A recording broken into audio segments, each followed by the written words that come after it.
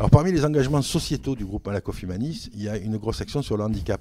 Alors Pascal, est-ce que vous pouvez nous parler de cette action sur le handicap que Malakoff Humanis mène depuis maintenant quelques années? Écoutez, avec plaisir. J'ai la chance en plus d'être le directeur général de la Fondation Handicap du groupe.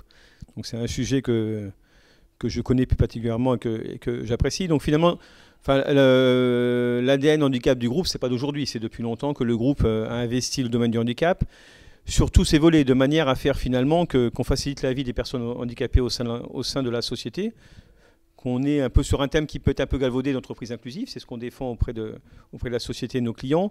Donc on intervient sur plusieurs domaines, on intervient sur une vision 360, à la fois sur des sujets relatifs à l'emploi, faciliter l'intégration dans le monde professionnel, donc plutôt dans une logique d'emploi en milieu ordinaire. On intervient sur la santé, sur l'accessibilité aux soins, c'est un vrai sujet pour les personnes handicapées. Une personne handicapée qui arrive aux urgences, déjà pour une personne valide c'est compliqué, alors imaginez une personne qui a un handicap psychique ou mental. On intervient sur des sujets sur le handicap vieillissant via notre caisse de retraite, notamment dans tout ce qui est habitat inclusif, qui est demandé par les personnes handicapées. Et on est également très présent sur le domaine du sport et sur le domaine de la culture.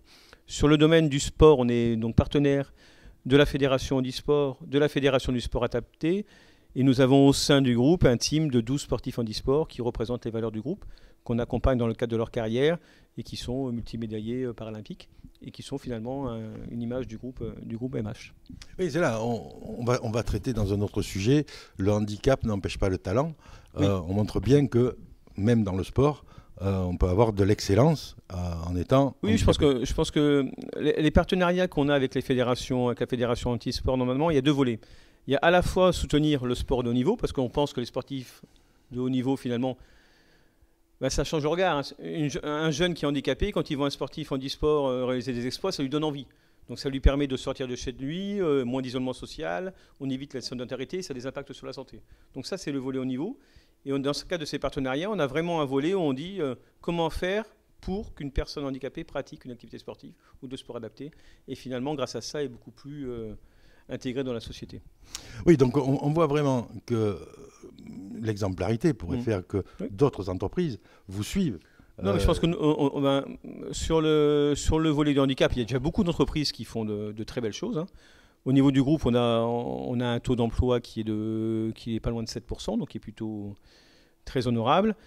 Et nos équipes sur le terrain, notamment les équipes d'accompagnement social que je dirige, vont vers les entreprises et mettent en place des ateliers, des conférences handicapées entreprises, où justement ils essaient d'inciter nos clients à justement avoir une politique handicap-emploi beaucoup plus forte, beaucoup plus présente, et y compris dans les petites entreprises. Oui, surtout dans les petites entreprises, oui. Parce que c'est celles qui ont le plus de difficultés. C'est beaucoup plus simple pour une entreprise, parce qu'il y a une mission handicap, il y a une structure qui permet. Dans les petites entreprises, c'est beaucoup plus compliqué. Je pense qu'au niveau, depuis l'arrivée de Sophie Cluzel, la secrétaire d'État handicap, qui faisait partie de notre fondation avant, conseil d'orientation, il y a beaucoup de choses qui ont été faites, qui restent à faire. Les derniers chiffres montrent que finalement le nombre de chômeurs est encore énorme, c'est plus de 500 000, mais a baissé. Donc on voit qu'il y a des actions qui sont menées, et il y a des opérations un peu symboliques comme le Duo D qui a été mis en place et qui aura lieu au 14 mai, qui vont, je pense, fur et à mesure changer la donne. Alors c'est vrai que ça réconcilie un peu avec la grande entreprise, le grand groupe, que d'entendre que des choses se font, des actions de solidarité, des actions de civisme tout simplement, que ça existe aussi dans le monde de l'entreprise. Bien sûr, heureusement. Merci Pascal de nous avoir fait ce portrait de Malakoff Humanis, puis décrire cette action de Malakoff Humanis en fonction d'une grande cause qui est celle de l'insertion des handicapés dans le milieu commun. Oui, tout à fait. Merci beaucoup. Merci Pascal.